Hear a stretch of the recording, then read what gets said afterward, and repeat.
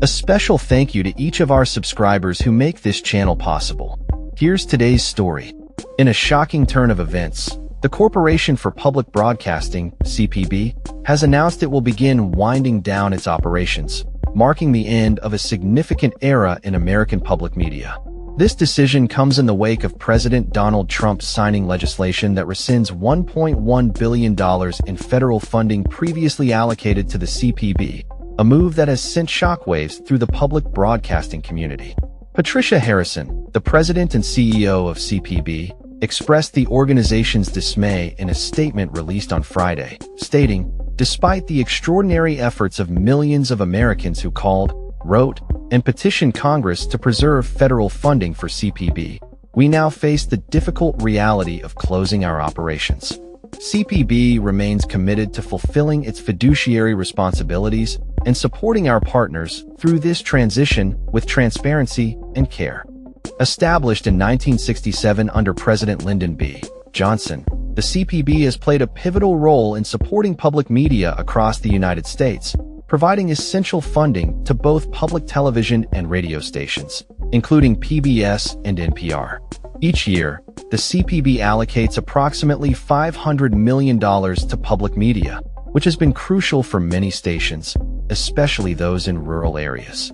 The recent funding cuts are part of a broader $9 billion rescissions package approved by Republican lawmakers last month, which also included significant reductions in foreign aid.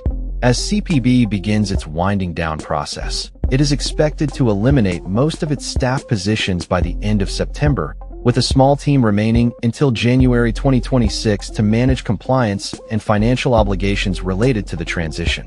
While many local PBS and NPR stations are expected to continue operating due to their reliance on public fundraising, the cuts will disproportionately affect those in underserved rural regions, which depend heavily on federal support.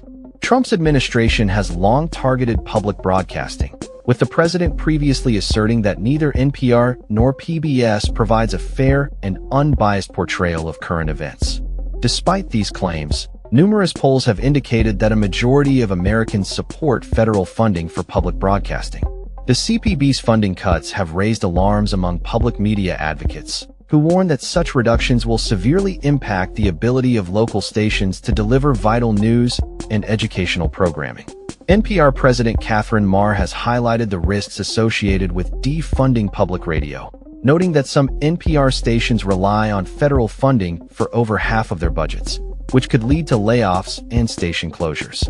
In a recent interview, Marr emphasized the importance of local stations in emergency response situations, stating, "Public media, public radio, public television are a critical part of the emergency response plans of nearly half of the states in this nation."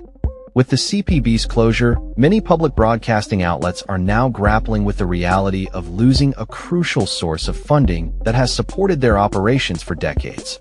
As the situation unfolds, public media representatives continue to advocate for the preservation of federal funding, emphasizing the essential role that public broadcasting plays in fostering informed communities and providing diverse perspectives.